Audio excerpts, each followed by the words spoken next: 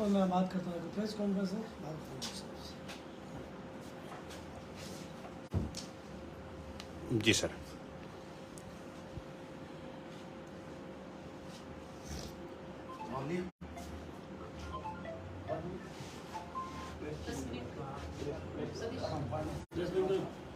दस minute gate बंद रखा। जी सर। कांग्रेस का कुशासन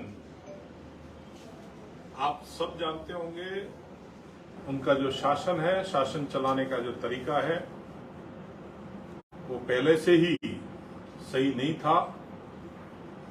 हमने हर बार अवगत करवाया था कि कांग्रेस की मानसिकता विकास ना करने की है,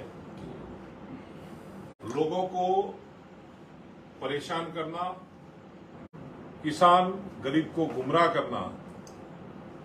उसका जीता जागता उदाहरण आज पुनः पेश हुआ। मिशन 2030 के नाम से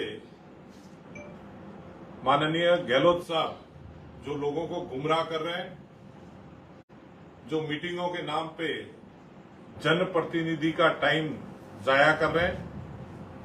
जनप्रतिनिधि अपने क्षेत्र में से मीटिंग के कारण यहां पे आते हैं, लेकिन उन मीटिंगों का कोई औचित्य नहीं है। आज विजन 2030 उसके तहत जल जीवन पे इन्होंने एक मीटिंग बुलाई थी। उस मीटिंग का नोटिफिकेशन इन्होंने निकाला 4/9/2023 को, यानी कल का। आज 5/9 को 1 बजे सम्मानीय सरपंच महोदय, प्रधान साहब और हम सब ने जब पता किया तो यहां अधिकारी नहीं थे। उन्होंने कहा कि 15 से 20 मिनट साहब और दीजिए। हम यहां लगभग 1:15 के करीब पहुंचे, 1:30 बज गए, लेकिन इनके जो अधिकारी इस बैठक सूचना में जो लिखे हुए हैं, जिसके अंदर सम्मानीय कलेक्टर महोदया भी है, जिसके अंदर स्कूल के प्रधानाचार्य जो सलाहकार के रूप में है, और भी कई अधिकारी है, लेकिन उन अधिकारियों का कहीं अता पता नहीं है। जल जीवन मिशन के बारे में ये चर्चा करना चाहते हैं, लेकिन जल जीवन मिशन में जो आदरणीय प्रधानमंत्री नरेंद्र मोदी जी ने हर घर नल की योजना बनाई और वो योजना यहां पे लागू है, उस योजना को लागू करने वाले अधिकारी भी नहीं है। सम्मानीय सभी सरपंच महोदय, आपको पता है जल जीवन मिशन के अध्यक्ष है, सम्मानीय वार्ड पंच उसके सदस्य है, लेकिन इन सरपंचों को कहे बिना वहां पे जो ये रास्ते के बीच में पाइपलाइन डाल रहे हैं, रोड तोड़ रहे हैं, ऐसे कई विषयों पे सरपंच महोदय उनसे चर्चा करना चाह रहे थे। 1-2 पंचायत के अंदर विषय निकल के आए कि जो टंकी बनी है उस टंकी तक आपने कहा है पाइपलाइन जुड़ गई, लेकिन पाइपलाइन नहीं जुड़ी। कई जगह पे जो as per rules pipe 1 metre नीचे डालनी चाहिए, लेकिन वहां 6 इंची डाली हुई है। कई जगह पे पुरानी पाइप जो है उस पाइप से कनेक्शन किए। इन सारे विषयों को लेकर ये सरपंच महोदय यहाँ आए थे कि हम 2030 का अगर विजन डॉक्यूमेंट बना रहे हैं तो उस विजन डॉक्यूमेंट में लोगों तक पानी पहुंचे। इन सरपंचों ने ना जात पात और ना ही इन्होंने कोई पार्टी पॉलिटिक्स की। इन्होंने एकमात्र इनका लक्ष्य, जो हम सब पहले से कहते आए हैं कि हर घर में हमें पानी पहुंचाना है, पानी पिलाना है, उसी लक्ष्य के साथ में आए थे। लेकिन आज इनका आना निराशाकारक रहा, क्योंकि यहाँ की मुखिया सांचौर मुख्यालय पे होते हुए भी, जिनको लोगों ने ये कहा है कि शायद उनका नाम पूजा जी है, शायद पूजा करने में व्यस्त है, उन्होंने मीटिंग में आना उचित नहीं समझा और जनप्रतिनिधि को यहां से अपनी जो बातें हैं वो बातें बताए बिना मीटिंग में से बाहर निकलना पड़ा। ये कांग्रेस का प्रशासन बताता है, ये कांग्रेस के मुखिया की काम करने की शैली बताती है कि उनको काम नहीं करना है, उनको सिर्फ जनता को गुमराह करना है। लेकिन आने वाले समय में जनता इसका जवाब देगी और ऐसे मुखियाओं पे कार्रवाई करने का कार्य करेगी यही मैं आपसे कहना चाहूंगा। बहुत बहुत धन्यवाद। इसको लेकर आपने कलेक्टर महोदय से कोई वार्ता की? मैंने अभी कलेक्टर से वार्ता नहीं की। हम वहाँ मीटिंग में से निकल के यहाँ आए और सरपंच महोदय हमारे साथ में अभी मीटिंग में चर्चा कर रहे थे, उनके वहाँ की क्या समस्याएं हैं। जरूर हमने ट्वीट किया है और गहलोत साहब को हम इसके बारे में पत्र लिखेंगे।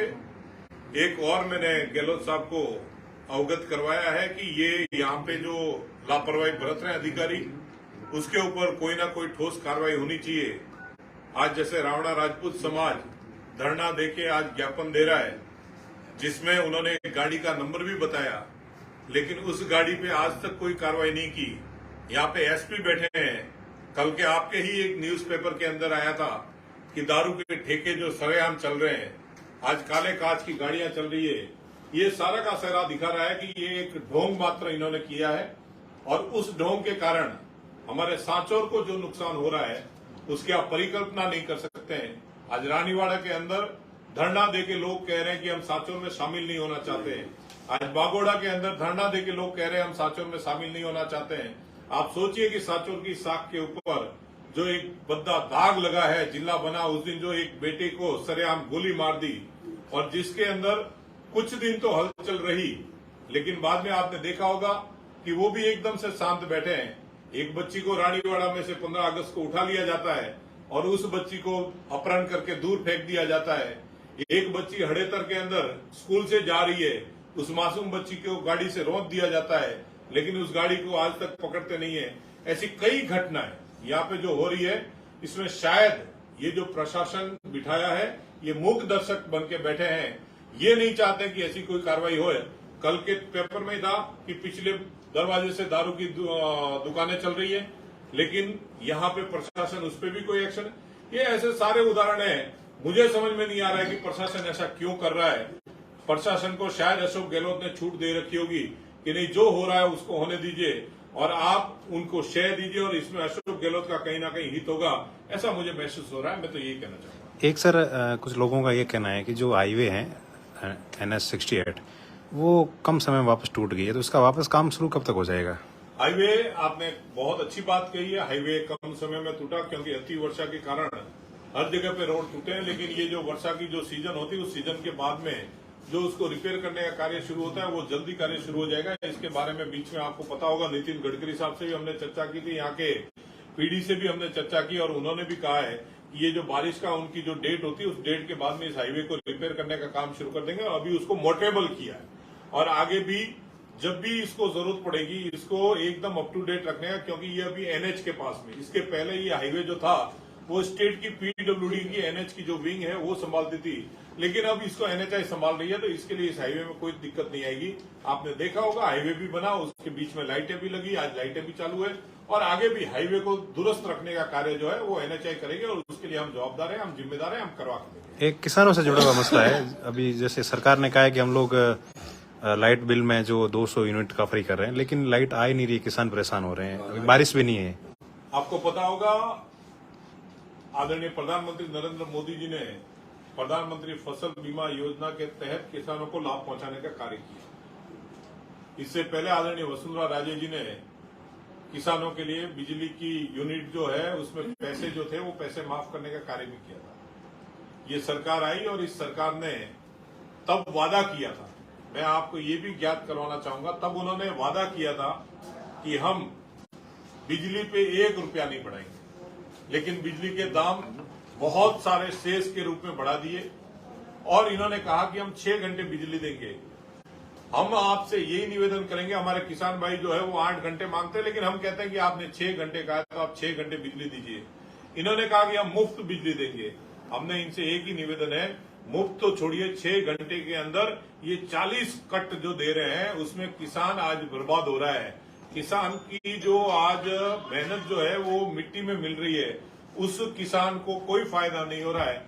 ये जो कार्य कर रहा है उसमें भी आदरणीय प्रधानमंत्री नरेंद्र मोदी जी को मैं धन्यवाद दूंगा कि अभी हमारे जालोर डिस्ट्रिक्ट, जो पुराना डिस्ट्रिक्ट जिसको हम जानते हैं, जिसमें 5 विधानसभाएं, अभी के 2 डिस्ट्रिक्ट हम गिन लें, उसमें 160 करोड़ रुपए हमने सैंक्शन किए, जिसमें 114 फीडर है। उस 114 फीडर में से 58 फीडर हम एक्स्ट्रा और बढ़ाएंगे।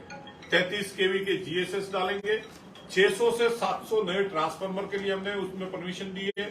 उसमें लगभग 6000 घरेलू कनेक्शन की परमिशन दी है। उसके अंदर हमने ये भी कह दिया है कि जो ट्रांसफार्मर के आसपास में घर में निवास करता है 3700 रुपए का डिमांड भर के वो भी कनेक्शन ले सकता है, ताकि हमारे यहाँ का विद्युत का जो तंत्र है उस तंत्र को हम दुरुस्त करें। लेकिन यहाँ की स्टेट गवर्नमेंट जो है उनकी कथनी और करनी में फर्क है, वो आप सबको ज्ञात है। मैं इसमें पॉलिटिक्स नहीं, लेकिन इसमें जरूर कार्य हमें करने चाहिए और इस कार्य को करने में गहलोत सरकार पूरी तरह से फेलियर है और उनका फेलियर पंथी आज किसान और आपके माध्यम से आप सबको पता है। मुझे उसमें कुछ ज्यादा कहने की जरूरत नहीं। सर सांचौर जिले का एकमात्र रेलवे स्टेशन है रानीवाड़ा, उसमें हरिद्वार भावनगर जो ट्रेन अभी शुरू हुई है उसका ठहराव रानीवाड़ा के लिए आप क्या प्रयास करेंगे? बहुत अच्छा आपने प्रश्न किया है। यहाँ के लोगों ने हमें कहा था कि हरिद्वार के लिए एक ट्रेन चाहिए। मैं धन्यवाद दूंगा हमारे रेल मंत्री जी और प्रधानमंत्री जी को कि उन्होंने हरिद्वार के लिए हमें एक ट्रेन दी। उसमें जरूर रानीवाड़ा का जो स्टेशन का स्टॉप है वो स्टेप मिस हुआ है। हमने उसके लिए मंत्री जी को पत्र भी लिख दिया और मैं परसों रानीवाड़ा 2 दिन पहले रानीवाड़ा में जब था, रानीवाड़ा को भी मैंने कहा था कि ट्रेन शुरू होगी उसके बाद में हम इस स्टॉपेज को भी ले लेंगे, ताकि यहाँ के सांचौर वासियों को और रानीवाड़ा के आसपास वालों को सबको फायदा होगा। एक सर, इस क्षेत्र में बहुत बड़ी परियोजना भारतमाला चल रही है। इसमें पहले भी कई विरोध हुए, बोला था पुलिये छोटे रेती के कारण पुलिये छोटे बना दिए गए। पहले एक सोशल मीडिया पे वायरल होता था, गाड़ी भी नहीं निकल रही है। ऐसा कोई मामला है कि भ्रष्टाचार हुआ ज्यादा? नहीं, ऐसा कोई विषय हमारे पास में आया नहीं है। जरूर मेरे पास में 1-2 विषय आया था। एक कारोला का पुलिया का विषय आया था, उसको जाके हमने नापा था। तो वो पुलिया जो उनका मापदंड होता है आई थिंक 5 मीटर का कुछ ऐसा होता है एग्जैक्ट। तो नेशनल हाईवे का जो पुलिया होता है उसका माप है 5.5 मीटर और गांव के जो रास्ते हैं उसका माप होता है 4 मीटर और इसके आसपास में चलता है। तो वो सारे पुलिये जिसका हमारे पास में आया था हमने उसको नापा। जरूर एक कम्युनिकेशन गैप हमारे पास में ये जरूर आया था कि जहां पे पानी की निकासी है वहां पे लोगों ने पुलिया मान लिया था कि भाई इन्होंने जो पानी निकलने के लिए एक रास्ता बनाया था उसमें शायद 2 मीटर बाई 3 मीटर या 3 मीटर बाई 3 मीटर के ऐसे 1-2 पुलियों का हमारे पास में आया था। लेकिन बाद में जब हमने पता किया तो उसके अंदर वो पानी की निकासी का था। बाकी जालोर जिले के अंदर लगभग अंदाजित मैं आपको आंकड़ा दे रहा हूं 40 के करीब हमने आरयूबी नए डलवाए, जिसका 3 मीटर बाई 3 मीटर का था, जो किसानों की डिमांड आई थी और डिमांड के अनुरूप एक खेत से दूसरे खेत में जाने के लिए किसान के हित के लिए हमने उसको डाला था, ना कि वो कटान रास्ता था। तो वैसा कोई अगर विषय आया होगा तो वो हमारे पास में नहीं है। सारे विषय को सॉर्ट आउट किया था। उसमें एक विषय हमारे पास में गोलासन का आया था कि गोलासन के अंदर हमारे पथमेड़ा की जो नंदीशाला चल रही है उस नंदीशाला में चारा ले जाने के लिए कुछ हद तक वो पुलिया कम गिर रहा था, तो उसको भी बढ़ाने का हमने काम किया था। अगर ऐसा और कोई संज्ञान में हमारे आएगा तो हम उसको जरूर जांच करवाएंगे। और भ्रष्टाचार जैसा तो विषय शायद इसमें हो नहीं सकता है, लेकिन अगर कोई होगा तो आप बताएंगे, उसको भी जांच करेंगे। एक जो इस मामले में पूरे चारागाह माइनिंग विभाग की सहब से पूरे खोदे गए, उसकी कोई परमिशन बिना है एसटीपी बिना एसटीपी परमिशन? उसके लिए मैंने अभी एक पत्र लिख दिया है। मेरे पास में बीच में एक विषय आया था, लगभग मैक्सिमम कार्य जो है वो सरपंच की अनुमति लेके उन्होंने किया है, ऐसा मुझे अवगत करवाया था। तो मैंने उनसे कहा है कि जो जहां जहां से आपने खोदा है वहां की आप परमिशन जो सरपंच की आपने एनओसी ली है प्लस माइनिंग विभाग ने जो आपको अनुमति दी है उसकी एक कॉपी हमें उपलब्ध करवाएं। तो वो जैसे हमें कॉपी उपलब्ध करवा देंगे और उसमें जांच करेंगे और अगर उसमें कोई भी दोषी होगा तो उसके खिलाफ एक्शन हम जरूर लेंगे। जिससे कि हमने एक किसी का विषय आया था हमारे पास में, तो उसका कंपनी के ऊपर जुर्माना भी किया है और उस कंपनी के ऊपर जांच भी बिठा दी है। आई थिंक वो पैकेज नंबर 6 या नादिया या हाँ वहां पे वो कार्रवाई हमने करवाई है। दूसरा भी कोई विषय आएगा तो उसमें जांच करेंगे। सर ये हाईवे वाला जो है ना NH हाईवे जो गढ़ाली प्रताप सर में है, वहाँ जो पुलिया है वो जमीन की मतलब लेवल से ऊपर हो तो ठीक है, वो 3 फुट नीचे कर दिया डाउन है, उसमें भी गाड़ी अटक रही है। जो बारिश होती है तो पूरा उसमें उसको स्पष्ट कर दिया। जैसे फालना का एक पुलिया हमारे पास में आया था, हमने उसको तोड़वा के नया बनवा दिया। फालना का पूरा पुलिया था वो इन्होंने गड़बड़ की थी तो उसको हमने तोड़ के पूरा नया बनवाया। और दूसरे जो पुलिये हैं उन पुलियों की जो डीपीआर बनी थी उस डीपीआर के अंदर उनका जो सब्जेक्ट दिया था उस हिसाब से उन्होंने करने का शायद प्रयास किया, लेकिन उसको रास्ते से रास्ता उसको मिला के देंगे तो अधिकारियों ने कहा है कि साहब हम इसको पूरा मोटरेबल एकदम व्यवस्थित पूरा जो माप है उस माप से निकलेगा इतना हम करके देंगे। अगर ऐसा कोई विषय है तो पुनः उस पर कार्रवाई करके उसको हम कंप्लीटेशन के अंदर नहीं नाम माप के उसको वापस बनाना पड़ेगा। ये कंपनी को पाबंद करेंगे और अधिकारियों को भी हम पाबंद। Thank you sir.